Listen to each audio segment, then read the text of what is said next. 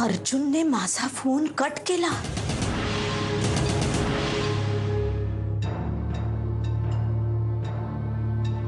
काय झालं?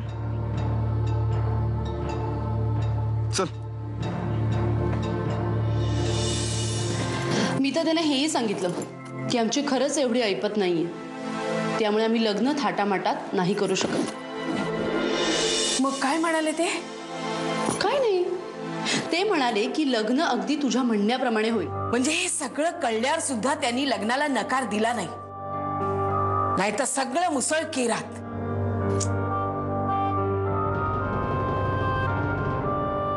हे लग्न होईपर्यंत माझ्या जीवाला काही चैन नाही.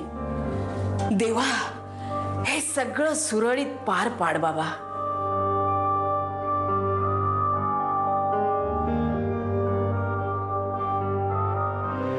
तो प्रसंग घडल्यापासून ना मला असं वाटतंय की एखादी दरी निर्माण झाली आहे, एखादी भिंत कोसळली आहे. मला माहित नाही, मला सांगता येतंय की नाही, पण एखादा आधार निघून जातो ना आयुष्यातनं, तसं झालंय ग. खरं सांगायचं तर मला आता त्या घरात जावंसच वाटत नाहीये, त्या घरात राहावंसच वाटत नाहीये मला. नाही, काहीही झालं तरी मला ते घर सोडायचं नाहीये.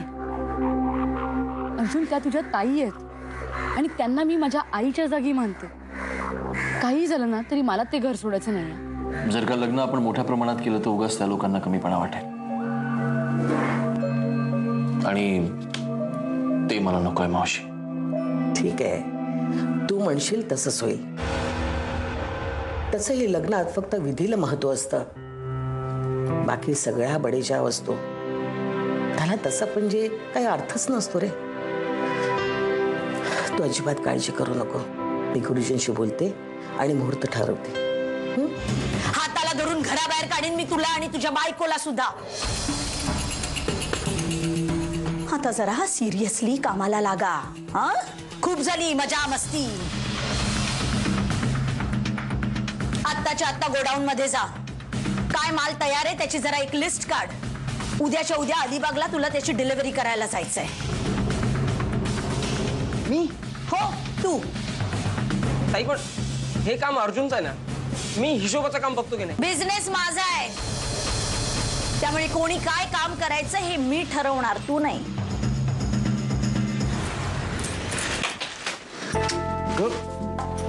अरे, लाईट्स का ऑफ केलेत? कारण मायाताईंना कळेल आपण आलोय ते. अरे पण किती अंधार आहे, निदान एक तरी लाईट चालू ठेव.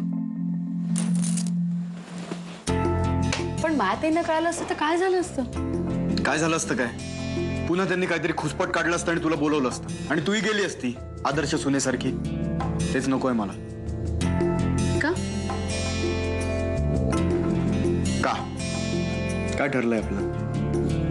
आजचा दिवस तुझा आणि माझा आहे, आपल्या दोघांचा ना. मला आज आपल्यात कोणीच नको.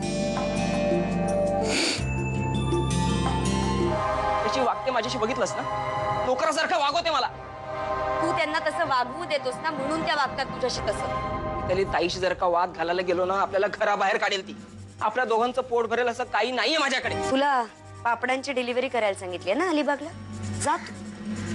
पण तिथे जाऊन मी सांगीन तसंच करायचं आज. हे बघ,